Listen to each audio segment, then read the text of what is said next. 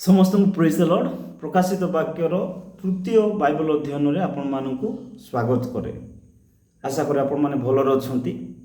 एई video रे आमे आलोचना करिबा प्रकाशित वाक्यर ऐतिहासिक एवं राजनैतिक पृष्ठभूमि विषय रे।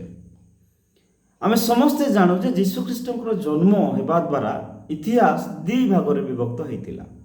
यीशु ख्रीष्टଙ୍କର जन्म पूर्वर समय को ख्रीष्ट पूर्व आउ यीशु ख्रीष्टଙ୍କ जन्म परर समय को ख्रीष्टाब्द बोली कहा जाए। किंतु प्रकृत रे जतबेले से समयर कैलेंडर को गणना करा जिवो तेबे अनेक विश्वास करते जे यीशु ख्रीष्टଙ୍କର जन्म ख्रीष्ट पूर्व 4 रे हेतिबार विश्वास करा जाए बा मत रखा जाए। कारण बाइबल रे आमे लूकों लिखित सुसमाचार रे अगस्ट काइसरଙ୍କ नाम को आमे पढ़ू। अगस्ट काइसरଙ୍କ जीवन थिबा समय रे ही यीशु ख्रीष्टଙ୍କ जन्म हेबिथिबार विश्वास करा जाए। कारण बाइबल आमानकु एहा प्रमाण दिए। अगस्ट काइसर जे कि रोम साम्राज्यर प्रथम सम्राट जहां समय रे रोम साम्राज्य आरंभ होइतिला आ से रोम सम्राट रो प्रथम सम्राट भाव रे ख्रीष्ट पूर्व 27 रु आरंभ करी ख्रीष्टाब्द 14 पर्यंत से शासन करथिले। आ से समय रे यीशुଙ୍କର जन्म हेतिला। किंतु रोम सम्राट अगस्ट काइसरଙ୍କ परे परे तिबेरियस जे कि 14 ख्रीष्टाब्द रु 37 ख्रीष्टाब्द पर्यंत से शासन करथिला। ताहांक समय रे ही यीशु ख्रीष्टଙ୍କର मृत्यु हेतिला। यीशु ख्रीष्टଙ୍କର मृत्यु परे रोम रो अनेक सम्राट जे प्रकार की कालीगुला 37 रु 41, क्लाउडियो 41 रु 54, नीरो 54 रु 68 आउ अनेक राजा भास्पिन राजा माने 68 रु 69 जे प्रकार की गल्बा ओथो विटेलियस आउ तापरे 69 रु 79 पर्यंत भास्पियन आउ से 79 रु 81 पर्यंत टाइटस आउ तापरे 81 रु 96 पर्यंत डोमिशियन। आउ डोमिशियन को समय रे ही एई पुस्तक बा लेखा जाइथिबारो कहा जाए। एमानकर जो शासन थिला आमे जानिलु जे यीशु ख्रीष्टଙ୍କର जन्म अगस्ट काइसरଙ୍କ समय रे हेतिला आउ यीशु ख्रीष्टଙ୍କ मरण तिबेरियसଙ୍କ समय रे हेतिला।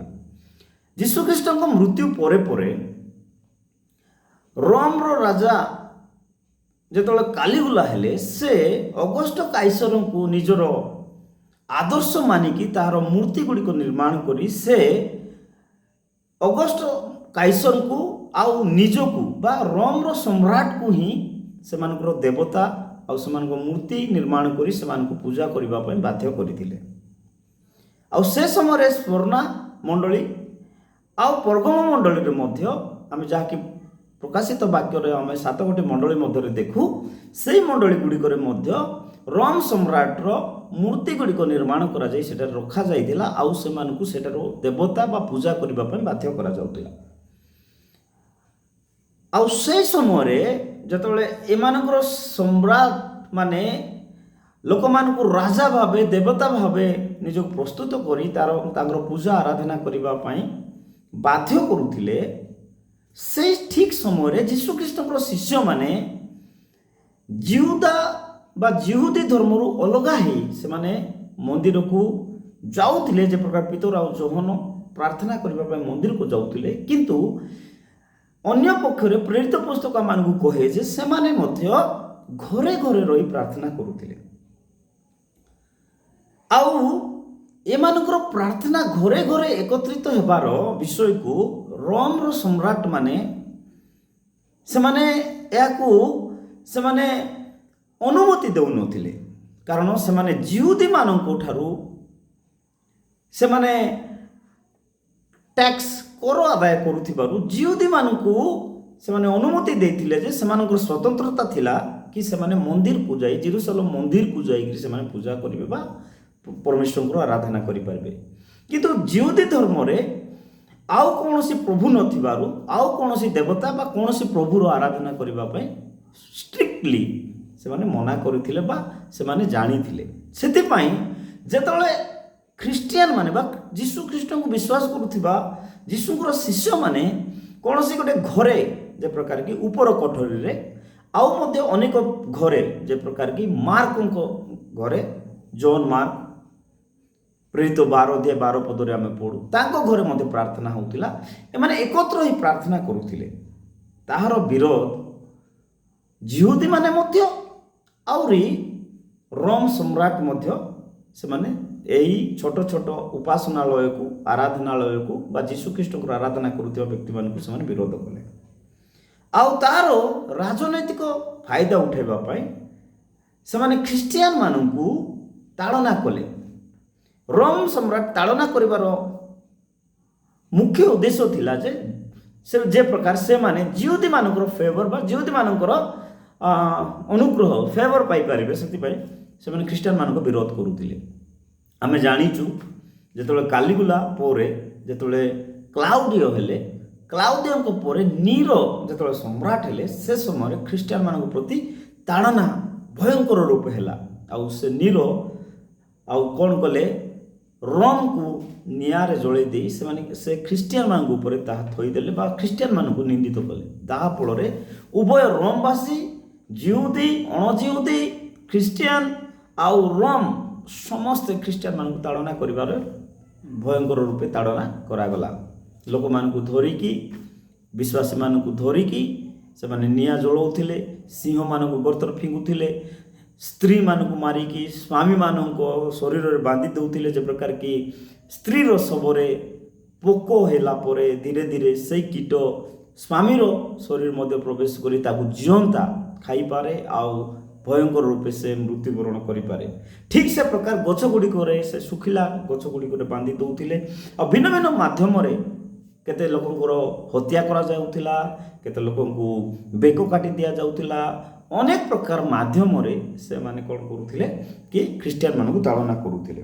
ତ ନୀରଙ୍କ ସମୟରେ ଭୟଙ୍କର ରୂପେ ତାଡ଼ନା ହେଲା। ଆଉ ସେ ସମୟରେ ପିତର ଆଉ ପାଉଲଙ୍କର ମଧ୍ୟ ହତ୍ୟା କରାଯାଇଥିଲା। ସେମାନଙ୍କୁ ମୁଣ୍ଡ କାଟିକି ତାଙ୍କୁ ମସ୍ତକ ଛେଦନ କରାଯାଇଥିଲା।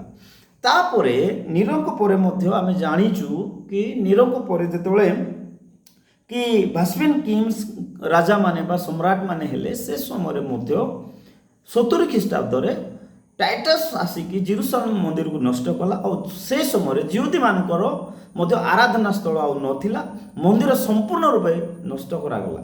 ଆଉ ଯୀଶୁଖ୍ରୀଷ୍ଟ ଯେଉଁ ଭବିଷ୍ୟତବାଣୀ କରି କହିଥିଲେ କି ମନ୍ଦିରରେ ଗୋଟିଏ ପଥର ଉପରେ ଗୋଟିଏ ପଥର ରହିବ ନାହିଁ, ସେ କଥାକୁ ସଫଳ ହେବାର ଆମେ ଦେଖିପାରୁଛୁ।